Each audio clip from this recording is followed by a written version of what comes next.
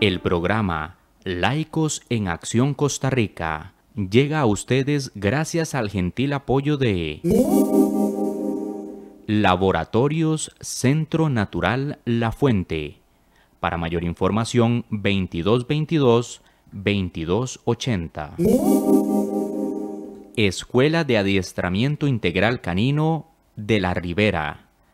Para mayor información, 6026-7977. Odontología Doctora Margie Covaleda. Citas al 8724-3676. Ministerio Evangelio en la Cárcel. 8899-2434. Si usted desea colaborar con este ministerio, su aporte será bien invertido en llevar este importante mensaje por medio de la radio, televisión, YouTube y Facebook Live. Si desea colaborar, puede llamar al 8464-1111. Laicos en Acción Costa Rica. Bendiciones.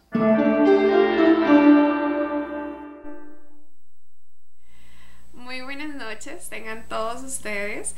Me siento muy privilegiada como todos los martes de nuestros programas y aparte de eso, recuerden que esta semana es una semana muy especial porque cada día estamos teniendo un tema con diferentes panelistas, en este caso invitados. No solamente vamos a hablar de odontología, sino hablamos de otros temas como lo han ido viendo durante la semana.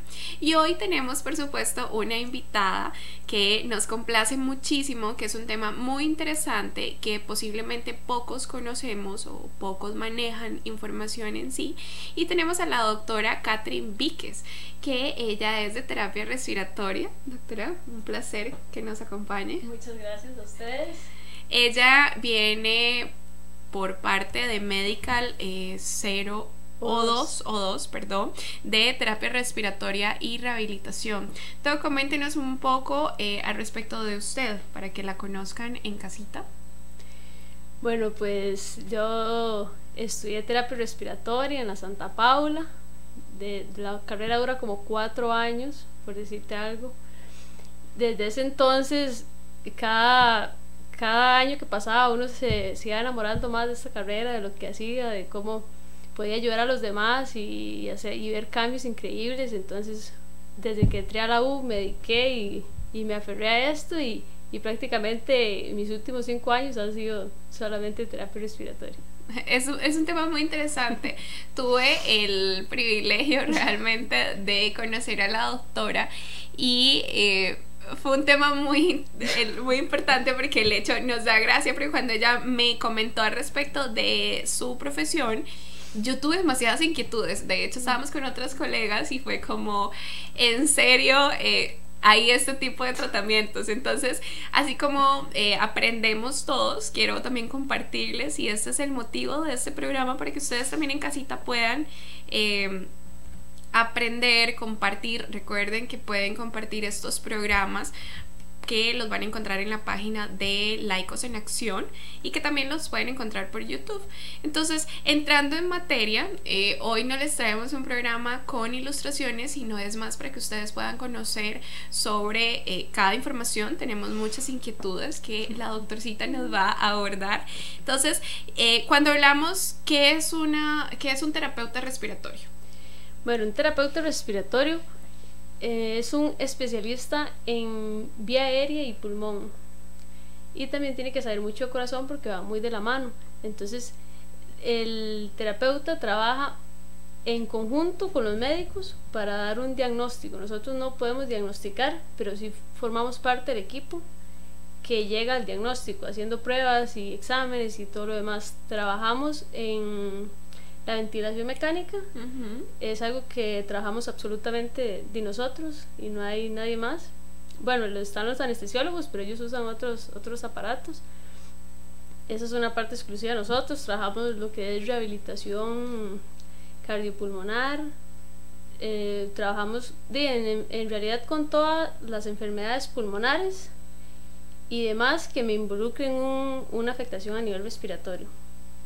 No específicamente tiene que ser pulmón, sino algo que eventualmente me lleve a una falla respiratoria o algún problema que me provoque, por ejemplo, que una persona tuvo un accidente y necesita una vía aérea artificial. Entonces a partir de ahí ya se vuelve un paciente de nosotros.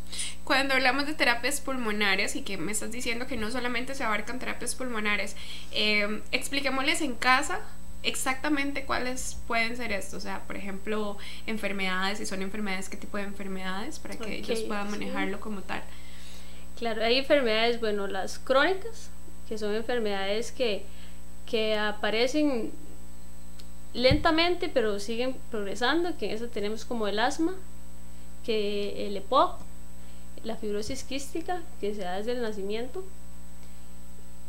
y hay varias ahí que nos pueden ayudar, pero las más comunes o las que más se ven aquí en Costa Rica son estas, igual las neuromusculares, que también es algo que sigue, o sea, dan crisis, entonces no tiene como una neuromusculares. Ajá, ¿y cuáles serían estas? Como la miastenia gravis o el Guillain-Barré, que son las más comunes que suceden. Y después están las agudas, que ya estamos hablando de una neumonía, una bronquitis, que tuvo un accidente cerebrovascular, que tuvo un derrame. En realidad hay un sinfín de enfermedades que al final me llegan a provocar una afectación a nivel respiratorio. Entonces, como las simples gripes, la sinusitis, la rinitis, los virus respiratorios y todas estas cosas que eventualmente de alguna forma van a afectar el sistema respiratorio, ya que la respiración se ve afectada es una respuesta. Entonces la respiración, cuando hay alguna afectación o mi cuerpo me está pidiendo, por ejemplo, cuando una persona está asustada o algo así, mi cuerpo me dice, ok, necesito respirar más rápido para tener más oxígeno. O cuando empiezan a fallar los órganos, el corazón y los pulmones van compensando lo mayor que puedan hasta que también se ven afectados. O sea, hay un fallo. Si hablamos, que usted lo ve generalmente en su trabajo, ¿qué tasa de mortalidad tiene esto? En realidad en Costa Rica el asma es muy común. Hay como 1,5 millones de personas que padecen de asma. Diagnosticado. Expliquemos eso porque también lo tuvimos en una conversación, en un debate, y entonces dijimos, bueno, yo soy asmática, pero, o sea, hablamos de asmático cuando ya es diagnosticado. Sí, por supuesto. Hay un detalle que, por ejemplo, para diagnosticarlo necesita que se haga de un neumólogo. Y el neumólogo necesita una prueba que se llama espirometría, que hacemos nosotros, y otros estudios con la historia clínica y demás para decirle a usted, ok, usted es asmático. Entonces, por ejemplo, se puede hacer a partir de los 7 años, cuando ya un chiquito puede acatar órdenes y hacer la prueba, por decirte algo. Pero desde pequeñitos, si presentan cuadros así como de asma, entonces ya se puede ir pensando en que probablemente desarrolle o que sea asma, pero hasta después de los 7 años podemos ya diagnosticarlo. En ese caso, muchas veces da como en la etapa de la niñez, como que parece que tiene asma, entonces la persona cree o piensa que ya tiene asma y se queda con eso, y llegan a la clínica después más grandes o demás y dicen, no, es que yo soy asmático, y tal vez no es asmático, tal vez sea alérgico o alguna otra situación. Entonces eso es un punto importante, que también hay muchos que no están diagnosticados, que creen que es asma, pero no es el caso. Y si lo vemos en signos y síntomas, por ejemplo, que hablemos con actividad física, que dicen, es que yo hago ejercicio y me da asma. O por ejemplo, en mi caso, yo sí estoy en constante, o sea, que esté muy cerca de ambientes húmedos o con mucho polvo, yo siento que a mí me da asma. Pero realmente no sé, y es un punto que abordábamos cuando lo discutíamos de esa manera, si en realidad uno es asmático. Claro, todo el mundo anda con su inhalador para arriba y para abajo, pero sí, y que lo vamos a hablar más adelante. Pero entonces, en este caso, ¿cuáles son las recomendaciones? Si tiene cuáles síntomas, y que uno va al médico y le dice, usted tiene un cuadro de asma, pero entonces, ¿cuál debería ser el diagnóstico correcto para que las personas que estén en casa sepan, bueno, usted es diagnosticado haciendo tal y tal procedimiento? Entonces, ¿qué deberían hacer para saber si tienen esto? ¿Qué deberían tener en cuanto a signos y síntomas? Sí, en el asma lo más importante es realizar una buena historia clínica, porque el asma en realidad aún no se sabe bien cuál es la causa. Se cree que pueden haber factores genéticos, como puede ser la alergia, porque el asma en realidad es un factor que me desencadena la hiperactividad de la vía aérea, entonces que me provoca el broncoespasmo, que es que la vía aérea se cierra y me cuesta respirar y ya estoy cansado y me duele el pecho y todas estas, que usted siente que le falta el aire. Entonces es muy importante tener una buena historia clínica, hacer un examen físico, tener una radiografía de tórax y la espirometría, y la consulta con el neumólogo, claramente, porque él es el que da el diagnóstico. Eso para poder diagnosticarlo. Para ya signos que yo digo, creo que puedo tener asma, entonces, por ejemplo, puede ser por ejercicio, que sí, la persona está haciendo ejercicio, tal vez se le tranca la nariz, como lo conocen o lo llaman, y empiezan a respirar por la boca, entonces ya perdemos las funciones de la nariz, ya el aire va frío o va sucio, entonces ya eso va a afectar en la hora de correr y hacer ejercicio, porque la vía aérea va a defenderse de esos microorganismos que están entrando nuevos, porque la nariz, recordemos que filtra, que calienta y impermeabiliza el aire. Entonces el paciente o el deportista empieza a sentir ese ahogo, ya baja su rendimiento y ya se ve obligado a detenerse y a tomar aire. Pero en realidad ahí lo que pasa es que no puedes sacar el aire. Vos metés, pero a la hora de sacar se cierra antes de tiempo, entonces volvés a meter y te empiezas como a inflar, porque usted siente que se está ahogando, que el aire no está entrando, pero en realidad lo que pasa es que no puede salir. Entonces vos empezás a inflarte, te sentás y ya empieza a aparecer ese pito, como le llaman, como un silbido, se llama sibilancia. Entonces ya es algo que usted dice, bueno, no tengo que ir al médico o ponerme la bombita, ¿verdad? Y también se siente como esa sensación de estar inflado, una presión en el pecho. Y si es un caso así muy extremo, por ejemplo, pacientes que sean alérgicos y les desencadena un ataque de asma, pues eso es una emergencia, hay que correr ya. Sí. El asma es una emergencia. Si usted tiene asma y llega a un centro médico, tiene que informarlo, o si usted es asmático, porque tiene que atenderlo ya. El asma se te puede complicar en cuestión de minutos. Entonces, por ejemplo, si vos crees que tenés asma y no quieres ir al médico y te estás poniendo los medicamentos, pero o sea, no están funcionando, a usted ya le cuesta hablar, le cuesta moverse y todo eso, corra, porque en cualquier momento te cerrás y es de tiempo que se pierde para ya poder actuar. Ay, Dios. Pero o sea, hay otras causas como las alergias. Entonces ya eso es un tema que con la historia clínica y lo demás hay que ir viendo a ver si se maneja la alergia o si ya es algo más asmático, ¿verdad? Entonces en ese caso se hace hasta una valoración en el hogar o donde trabaja para ver qué cambios se pueden hacer para mejorar esas crisis. Es bastante completo, realmente. ¿Ven? Es parte de por qué este tema es como tan importante y tan interesante. ¿Qué población atienden? En realidad desde los 0 años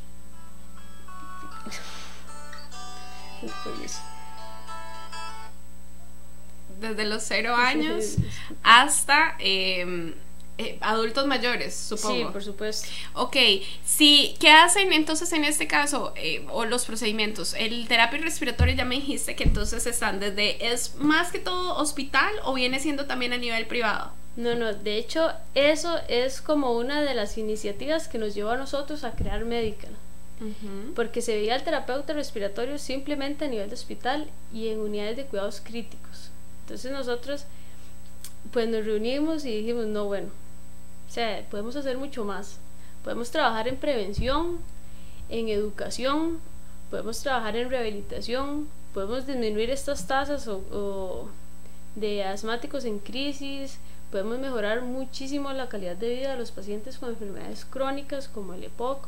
Podemos hacer mucho más de solo centrarnos a nivel hospitalario, porque lamentablemente a nivel hospitalario vos tenés una lista de pacientes que tenés que sacar, entonces eso no te da a vos la oportunidad de dedicarle más tiempo y poder hacer más por los pacientes. Una consulta personalizada. Y en este caso, ¿qué me estás diciendo del EPOC? EPOC.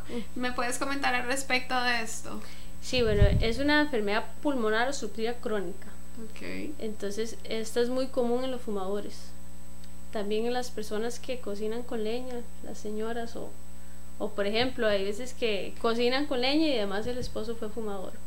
Entonces, también es muy común. Se da en edades casi siempre como a partir de los 50 años, porque es una enfermedad que viene desde hace tiempo, pero cuando ya sientes los síntomas ya hay un problema ya más grande. Esta enfermedad no tiene cura, va a ser progresiva, yo no puedo revertirlo. Sí puedo detener el avance, que no sea muy rápido en algunos casos, ¿verdad? Todo cuerpo es diferente, pero sí puedo con técnicas de ahorro de energía, con rehabilitación, con una buena medicación y todas esas cosas puedo darle una mejor calidad de vida. ¿Qué son técnicas de ahorro de energía? Me imaginé como los celulares, cuando uno pone los celulares en ahorro de energía.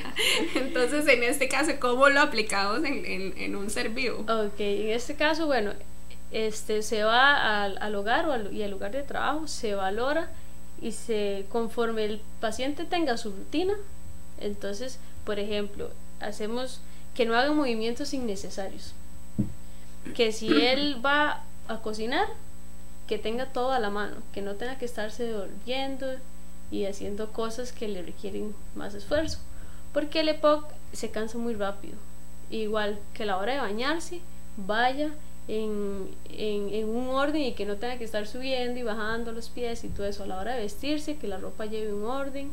Y estas son técnicas para que si va a trabajar, no sé, en mecánica o construcción, una cosa así, que siempre ande su chalequito con las cosas que él va a ocupar a la mano, para que no tenga que hacer esfuerzos innecesarios o más de la cuenta. Eso es parte de la terapia que ustedes dan, o sea, desde el punto del hogar, o sea, lo veo muy integral, lo veo desde el punto de cómo viven, qué es lo que hacen, un estudio muy completo. Y esto es de terapia respiratoria. ¿Con qué otros, o sea, qué tipo de interconsulta o con quiénes ustedes trabajan de la mano para este tipo de tratamientos? Bueno, en este caso, cuando es una enfermedad pulmonar es con el neumólogo, pero también, digamos, técnicas de ahorro de energía y eso se usa en los pacientes cardíacos, por ejemplo. Entonces también con el cardiólogo trabajamos con los de cuidados paliativos, que ya son pacientes que, bueno, hay que darles una calidad de muerte. Trabajamos con los geriatras, trabajamos con los médicos generales, trabajamos en realidad con cualquier especialista que tenga una afectación al final de pulmón o de vía aérea, hasta con los cirujanos plásticos cuando hay una cirugía bastante extensa o tienen que abrir al nivel del pecho y todo eso. Nosotros hacemos terapias antes y después de las cirugías para evitar que el pulmón no colapse, y después de la cirugía para mejorar la respiración y llegar otra vez al nivel normal, porque por el dolor y porque está abierto y todo eso nos disminuye la función pulmonar. Súper interesante. Cuando me dices esto, porque estamos abarcando enfermedades feas, por así decirlo, o sea, ya en estados un poco más críticos o avanzadas. ¿Cómo hacemos, o por ejemplo, qué tipo de trabajos deberían tener en cuenta esos exámenes? ¿Qué tipo de profesiones? La espirometría. Ok, ¿quiénes deberían hacerse este tipo de examen? La espirometría en realidad en muchos países, lamentablemente en Costa Rica se ha tratado de implementar, pero aún no, se ve hasta como un examen rutinario, porque la espirometría me da la capacidad pulmonar, me da volúmenes pulmonares, entonces yo sé si para mi edad y para mi talla yo estoy metiendo y sacando la cantidad de aire que debería. Entonces esta es una gran herramienta para diagnosticar por lo mismo, porque si yo tengo asma voy a tener una obstrucción, entonces con esa prueba yo voy a saber qué tipo de obstrucción voy a tener, si la tengo en vía aérea superior o si la tengo en vía aérea inferior, o si más bien es un problema restrictivo, que es más de pulmón y no de vía aérea. En los programas que hemos estado manejando esta semana, si no los han escuchado, les recomiendo que los puedan ver, este y los otros. Hablamos mucho que el énfasis de esto y el énfasis de mi programa es la prevención y la promoción de la salud. Ok, entonces, si queremos educar a la población y también que nos están viendo en casita, lo ideal sería que usted pueda conocer eso tan importante, que tanto oxígeno está entrando a nuestro cuerpo. Recuerden que así oxigenamos nuestros órganos, es tan vital el aire que estamos teniendo. Y el punto, como lo decía la doctora al inicio, es si la respiración es bucal o si es, digamos, por las vías nasales. Entonces, aplicándolo en un punto de odontología, un respirador bucal tiene otros tipos de problemas, no solamente, bueno, el aire que no se está filtrando, hay muchísimo ingreso de bacterias y demás, sino que hay un problema de oclusión, lo que hace que no pueda mantener pues la boca cerrada. Entonces también viene un punto importante que lo hablamos en esta semana, que son pacientes con bruxismo, que también hablábamos de esto en el tema, y que la relajación de los músculos y demás. Entonces es como un todo en salud, y que es muy interesante. Ahora bien, me gustaría que nosotros podamos en casita decirles a quienes están viendo esto que lo incluyan en la rutina. Pacientes que trabajen, digamos, en distintas empresas, que estén mucho en contacto con químicos, empresas que estén fábricas con polvo, fábricas que sean materiales, no sé, polvo, ácidos químicos, telas, todo lo que sea. Refrigeración, que estás tal vez en un lugar de refrigeración y de repente salís a la temperatura normal. Los cambios de clima. Ok, entonces, ¿qué tan importante es que nosotros podamos educarlos en casita? Que ustedes sepan que sería muy bueno que puedan prevenir distintas enfermedades a partir de esto. Entonces, coméntenos, por ejemplo, qué tipo de... No hablemos como de compañías en sí, pero entonces, ¿qué situaciones les ha tocado ustedes ver o que ahorita estén trabajando con esto de las espirometrías? Sí, bueno, de hecho es muy interesante porque en estos días llegó una paciente que tenía un problema, y recopilando la historia clínica nos dimos cuenta que es que ella fue maestra por mucho tiempo y utilizó la tiza. Entonces, bueno, trabajó por 40 años, entonces había una afectación increíble. Los que trabajan en construcción, el polvo de cemento es sumamente dañino. Los que trabajan en lugares que tienen temperaturas muy, muy cambiantes, eso también puede llegar a afectarnos. Los que trabajan en textileras, los que trabajan con químicos, los que trabajan en cuestiones de estas de productos igual, de embutidos y todo esto, es que hay olores muy fuertes, que aunque llevan tal vez porque por ley deberían tener una protección y usar cubrebocas y todas estas cuestiones, pues todos esos microorganismos los llevamos igual en la ropa. Entonces muchas veces no solo nos afectamos nosotros en el trabajo, sino que también afecta a las personas que viven conmigo o a las que están conmigo, porque ya yo lo llevo en mi ropa y demás. Y eso entonces es como una cadena, y es Y eso es lo complicado, al igual que el cigarro, el humo del cigarro, aunque yo no lo esté fumando, lamentablemente a mí también me va a afectar. Y si a eso le sumamos, pues, por ejemplo, el adulto que ya tiene cambios fisiológicos por el tema de la edad, entonces ya tiene disminución en la fuerza muscular, tiene disminución en el reflejo de la tos y muchas cosas, entonces es una población sumamente propensa a que cualquier cosa de esto lo pueda afectar, igual que los niños menores a 6 meses que aún no están bien maduritos y no tienen una buena respuesta inmunológica, entonces todo esto puede llegarnos a afectar. Hay varias cosas y varios puntos que estabas manejando ahorita. Bueno, por ejemplo, no nos vayamos solamente a pacientes que estén, eso es una gran lista de trabajos, de actividades laborales a las que mucha población está expuesta, y más que mientras que la doctora los iba nombrando, bueno, yo venía aquí tirándolo con empresas específicas y amistades que conozco que hacen este tipo de trabajo. Pero bueno, no nos vayamos tan lejos.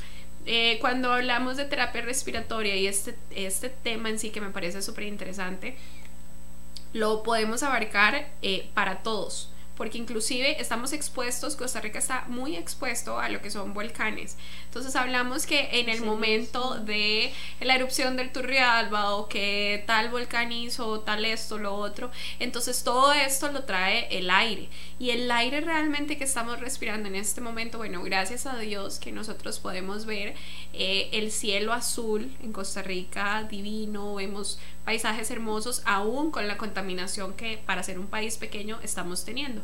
Hemos visto muchas campañas donde por supuesto tratan de mantener lo más limpio este país, y muchas campañas de concientización que han servido muchísimo, el reciclaje, que esto, que lo otro. Pero bueno, hay factores que nos afectan sí o sí, y viene siendo, por ejemplo, lo de la ceniza, los cambios de clima. Costa Rica tiene muchos microclimas, que podemos estar aquí y que está lloviendo aquí, y en una parte súper cerca, o un par de kilómetros, está soleado, o por lo menos no está lloviendo. Entonces, ese tipo de cambios de clima que nos afectan. ¿Cuáles son las recomendaciones que deberíamos tener, por ejemplo, en invierno? Que ya empezamos invierno. Bueno, ya estamos en invierno. Sí. Bueno, en invierno se disparan todos los virus y las infecciones respiratorias, ¿verdad? Porque por el clima, entonces aumenta la humedad, baja la temperatura, hay lluvia y todas estas situaciones que nos llevan a crisis. Por ejemplo, en el invierno hay poblaciones propensas, o sea, más que los demás, que son los asmáticos, los niños y los adultos mayores. Pero igual hay recomendaciones que yo debería tener, aunque no tenga ninguna enfermedad o demás, debería tomar en cuenta para evitar enfermarme, porque igual hay viento y todo lo demás, es más fácil que se propaguen los virus y las infecciones, porque además es un ambiente ideal para que se desarrollen. Entonces es sumamente importante evitar lugares donde haya muchísimo viento o que tenga que hacer cambios de temperatura muy drásticos. Por ejemplo, que si voy a salir, que salga bien abrigada, que si voy a salir a correr, por ejemplo, puedo taparme lo que es la nariz y la boca para evitar que se nos congestione la nariz y que empiece a respirar por la boca y después una sequedad vocal y todo eso. Que me mantenga bien hidratado, porque principalmente los niños y los adultos, que tengamos presente, si yo voy a salir, por ejemplo, y bueno, no andaba sombrilla, lo que sea, me mojé, entonces lo más rápido que se pueda llegar a casa, ducharse con agua caliente y ponerse ropa limpia y que esté bien seca. Entonces eso es muy muy importante. Hay que comer frutas, vitaminas, A y C, para que nos ayuden a subir las defensas y poder enfrentar estas crisis. Y pues en invierno todo el mundo quiere andar calentito, entonces hay que usar ropa gruesa que nos cubra. Igual, como es tan cambiante, tal vez vos salís de Heredia y está haciendo un calor increíble y llegas aquí y está súper frío, entonces ya eso es algo que uno tal vez no tiene pensado, pero que debería tomar en cuenta. Siempre andar el abrigo y la sombrilla y lo demás. Igual si se moja los pies, es súper importante que lo más rápido que pueda vaya y se cambie, se ponga medias secas y todo lo demás. Entonces es lo ideal y que muy pocas veces podemos manejarlo realmente, sí.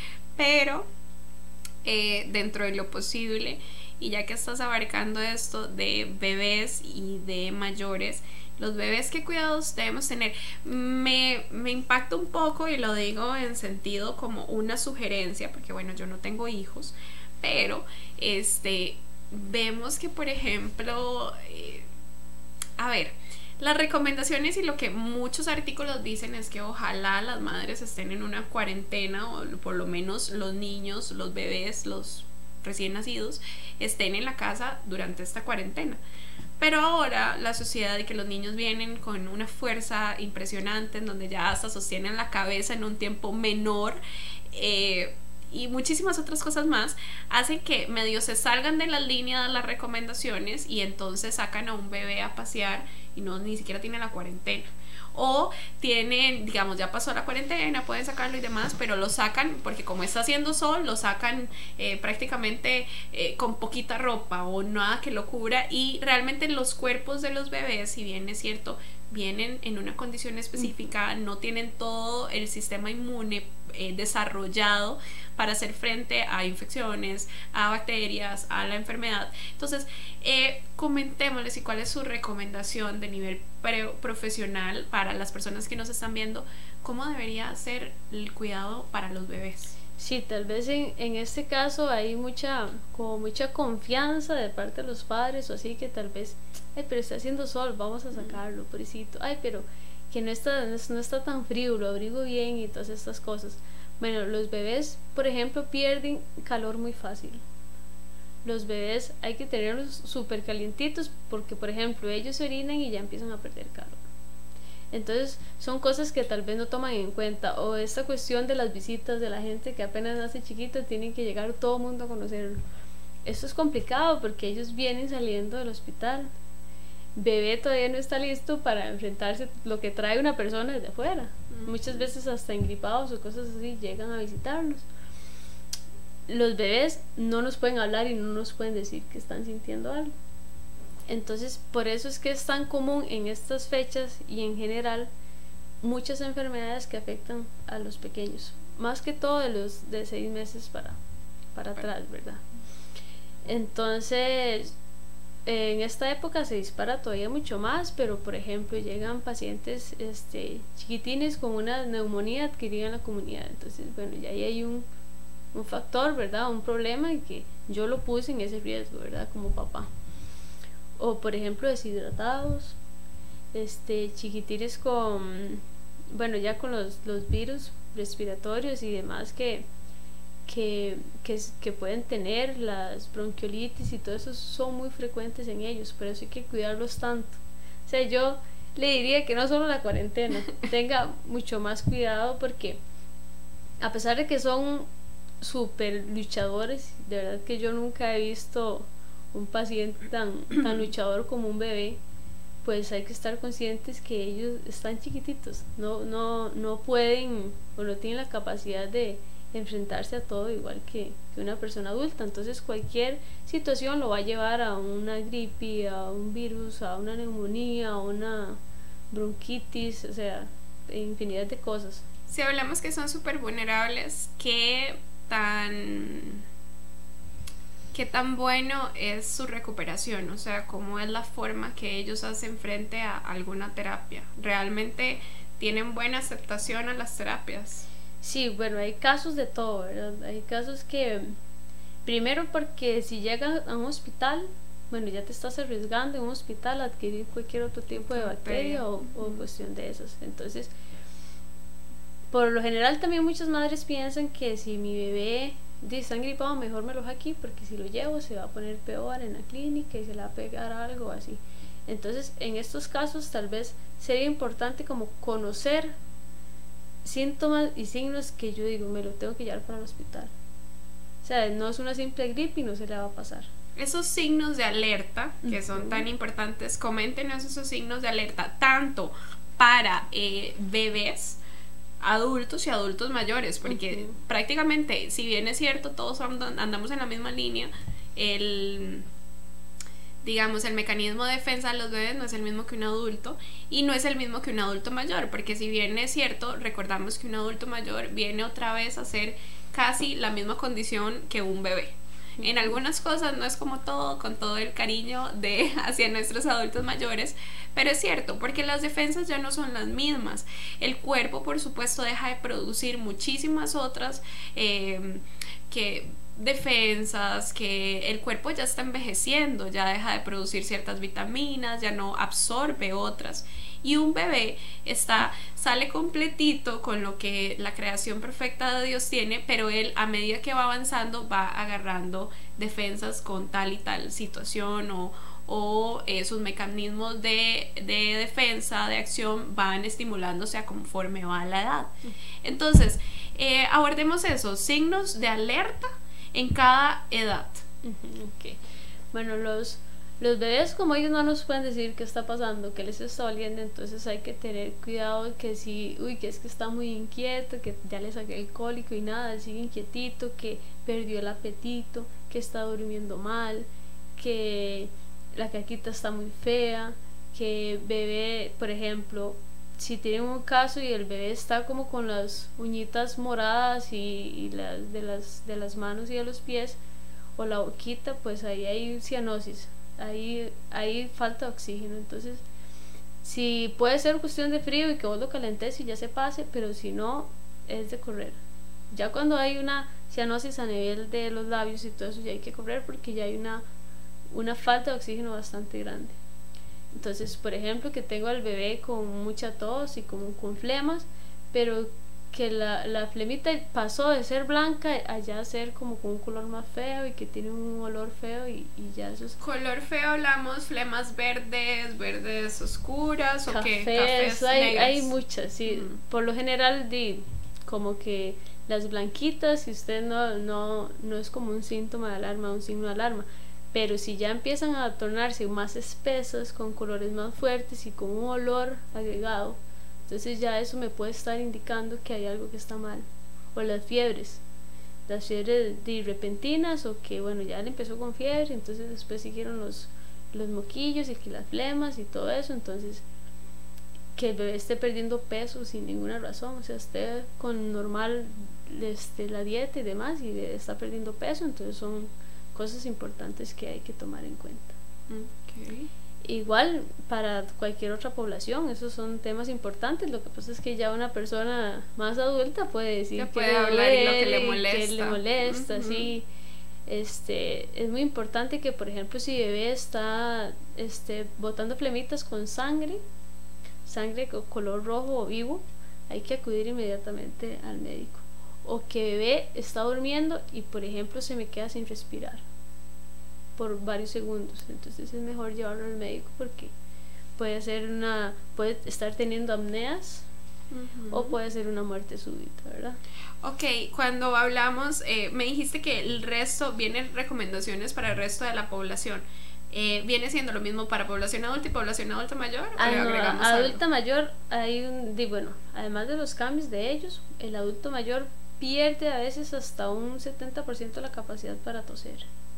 Hay pérdida muscular, entonces además de que la caja ya es más rígida, entonces ya no puede expandir igual. Entonces todos estos son factores que a ellos los hacen una población muy muy vulnerable. Y si a esto le agregamos que tal vez tenga algún tipo de demencia o alteración, entonces ya eso lo hace todavía más complicado. El adulto mayor por lo general tiende a decir no, yo estoy bien, no me pasa nada. Pero si ya vos empezás a ver signos de deshidratación, que es muy común también en los adultos mayores, que él estaba bien pero de repente empezó a tener delirio, o empezó a ver cosas, o que no se ubica, no reconoce, entonces bueno, es mi cuerpo hablándome, diciéndome que algo está pasando, que igual está perdiendo peso, que la comida no le sabe igual, que él siente como agruras, y son cosas que a los adultos mayores hay que ponerles atención y darles pelota, porque muchas veces pasa en las casas que papá, ya eso no es nada, es que usted comió o algo. Entonces siempre hay que ponerles mucho cuidado porque ellos, por esas características fisiológicas que tienen, ya se va a hacer más complicado el hecho de tratarlos y también que se compliquen.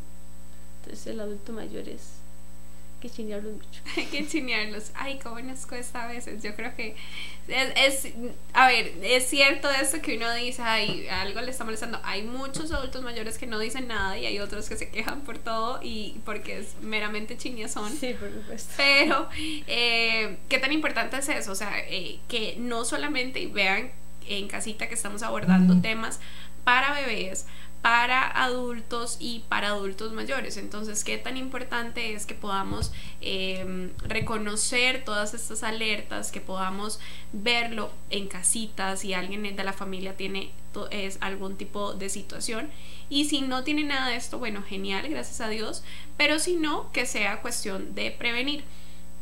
Ahora bien, apnea del sueño, que lo comentamos, nosotros lo vemos como odontólogos. ¿Cómo lo trabajan ustedes? ¿Cuáles serían las recomendaciones, los exámenes? En realidad, bueno, apnea del sueño es un tema bastante complicado, ¿verdad? Y es amplio, sí. Es muy amplio, se hace un estudio del sueño, ¿verdad? Eso por lo general lo hace un especialista en apnea del sueño. En Costa Rica yo solo conozco a una terapeuta que es especialista del sueño. Fue mi profesora en la universidad. Conozco lugares que hacen los estudios del sueño, pero igual, para dar un diagnóstico de apnea tiene que ser un especialista en sueño. Es gente específica que se sienta a ver, y si, bueno, no sé si ustedes, les vamos a indicar qué es la apnea para que ustedes nos puedan entender, pero hay personas que su trabajo es específicamente ese, sentarse a ver las personas dormir. Sí.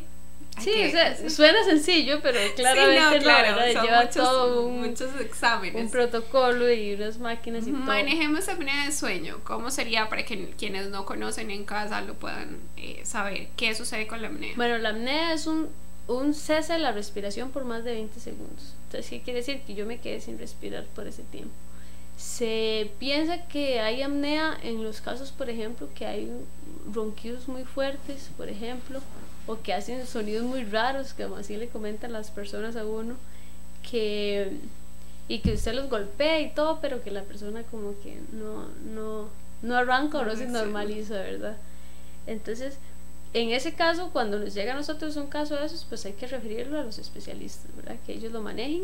Después de eso, cuando se les manda algún tipo de ventilación, de ventilación mecánica pero no invasiva, que se ponen unos aparatitos para que ellos duerman con eso durante la noche, y como que unas mascarillas. Sí. Unas mascarillas con agua, como con vapor. Sí, tiene que tener humedad, claramente. Entonces, ¿para qué? Por lo mismo, para que el aire no entre seco, el oxígeno en ese caso. Entonces, después de eso ya hacen el diagnóstico, ellos le dicen, bueno, ocupamos tal y tal equipo, lo vas a usar, ellos le dicen cómo lo van a usar.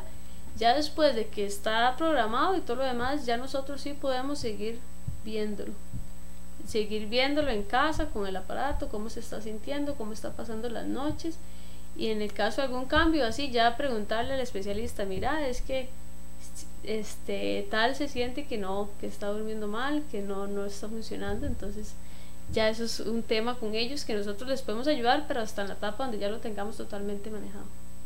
Okay.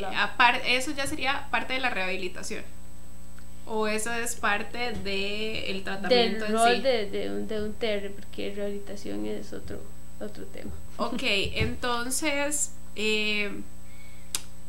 a ver, en cuanto a TR, porque es TR, terapia respiratoria, ¿qué más podríamos abarcar? ¿Qué más ustedes ven? ¿Cuáles serían como puntos que no hayamos tocado anteriormente? Okay. Bueno, nosotros en Medical, nuestro principal objetivo o la idea principal es trabajar en educación y en prevención. No solo esperarnos al momento crítico donde ya tal vez no hay mucho que hacer, ¿verdad? Entonces nosotros damos charlas, preparamos a los familiares, en el caso del asma, que conozcan bien su enfermedad, que ellos mismos puedan tratarla y sepan cuándo tienen que acudir a un servicio de emergencia. A las mamás, cómo cuidar a los bebés, cómo hacer ¿Cómo tengo que actuar yo ante una situación X que me esté provocando algún riesgo? Entonces, a como la educación en medicación, cómo deben usar los medicamentos, porque parece increíble, pero es muy común que no sepan usar los medicamentos o que nadie se tomó el tiempo de explicarles. Entonces eso es muy importante. Muchas veces el tratamiento falla porque el paciente no se está poniendo bien la medicación. Después en la parte de rehabilitación, para nosotros es muy nuevo en realidad aquí en Costa Rica, pero es sumamente importante, y nos parece que si nosotros logramos que un paciente tenga una mejor calidad de vida, que le podamos disminuir los síntomas, que evitemos las exacerbaciones, que son las complicaciones, que logre recuperar un poquito lo que hacía antes y todo eso, pues es un tema de un punto muy alto, que en realidad lo llena a uno como profesional y como persona. En este caso no trabajamos solos, necesitamos un nutricionista, un psicólogo, un terapeuta físico y un médico general. Es muy integral.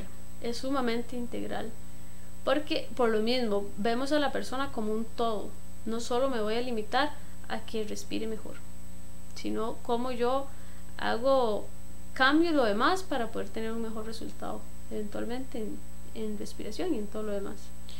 Tengo una consulta y se viene a mi mente ahorita que no podría, es más, ahorita mismo no podría por mi condición, pero hagamos, o sea, ¿cómo les podemos enseñar en casa a respirar bien? ¿Cuáles deberían ser los ejercicios de respiración? Que eso es algo muy básico. Quienes practican natación, bueno, en este caso yo nado, no soy así una nadadora profesional ni Claudia Paul, pero sí lo practico y realmente uno ve la diferencia porque natación es un ejercicio muy completo, pero hablamos, y lo hablé en un programa, que nosotros utilizamos ni siquiera un 30% de la capacidad de nuestros pulmones. O sea, respiramos, y ahorita no puedo porque me siento un poquito resfriada, pero generalmente si nosotros vamos a respirar, respiramos muy corto, como ya, y no abarcamos todo la cantidad que tenemos. Ahora,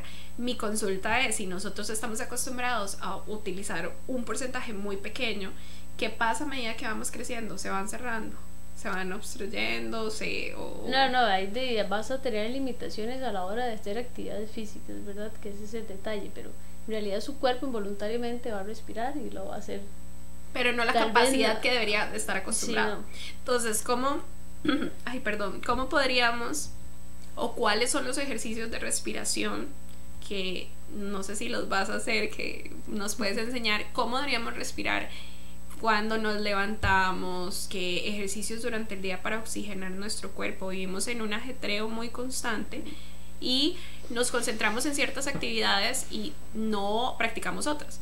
Entonces, momentos en el día, no solamente para personas que estén todo el tiempo sentadas, levantarse es vital, aunque sea 7 minutos o 5 minutos de estiramiento, que oxigenen sus órganos, que oxigenen totalmente, es súper necesario.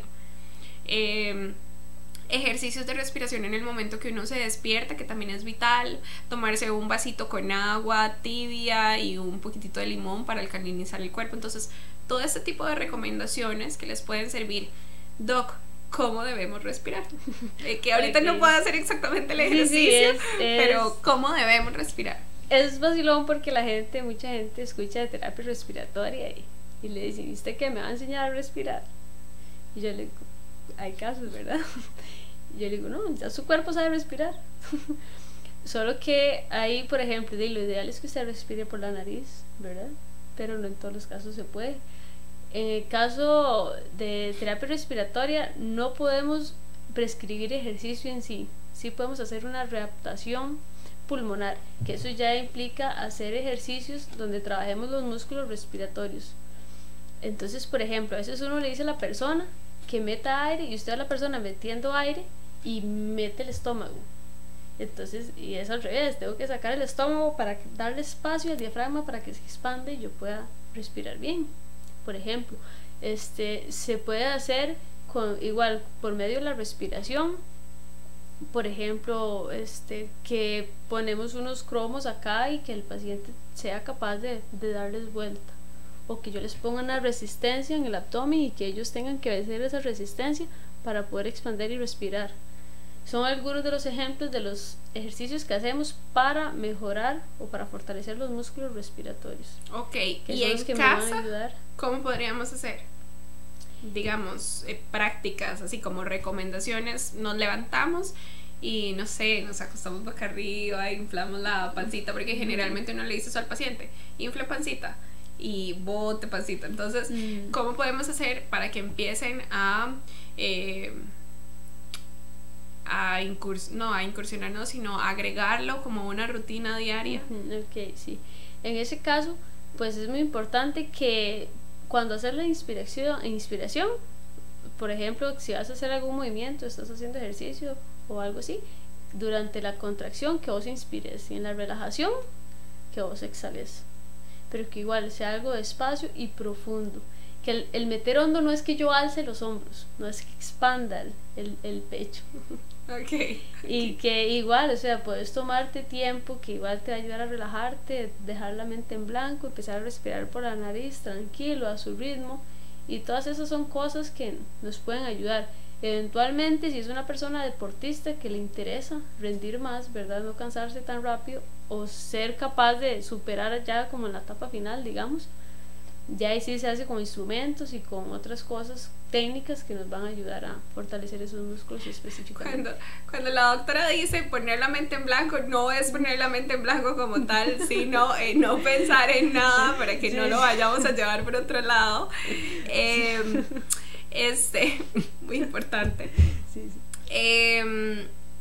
Ese punto de lo de la respiración, y aparte como recomendación, si empezamos a respirar muy profundo,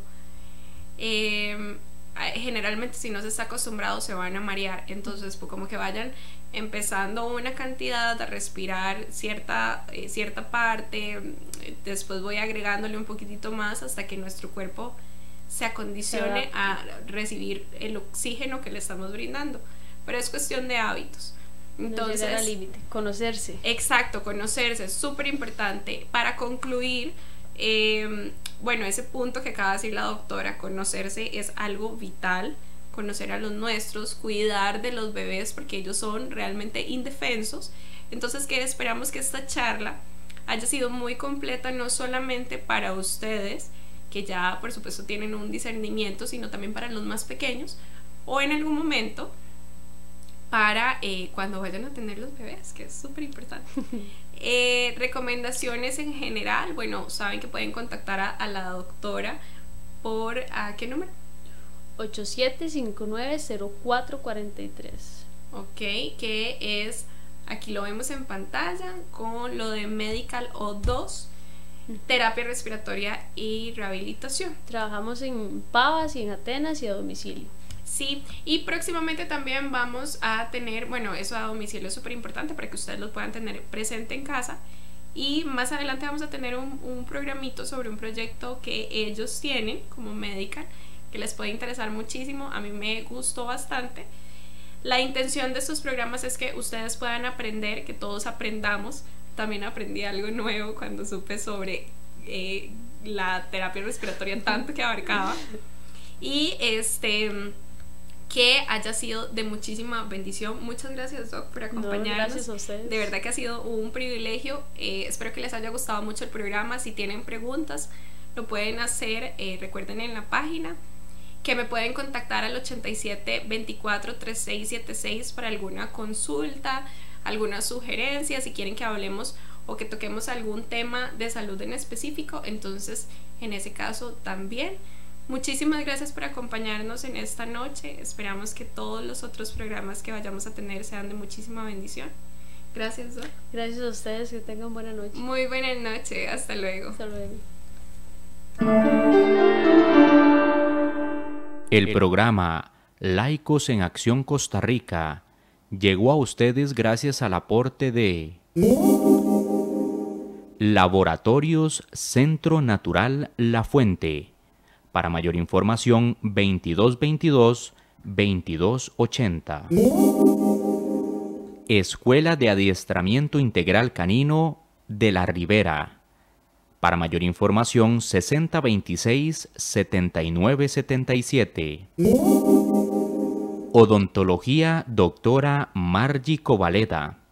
Citas al 8724-3676. Ministerio Evangelio en la Cárcel. 8899-2434. Si usted desea colaborar con este ministerio, su aporte será bien invertido en llevar este importante mensaje por medio de la radio, televisión, YouTube y Facebook Live. Si desea colaborar, puede llamar al 8464-1111. Laicos en Acción Costa Rica. Bendiciones.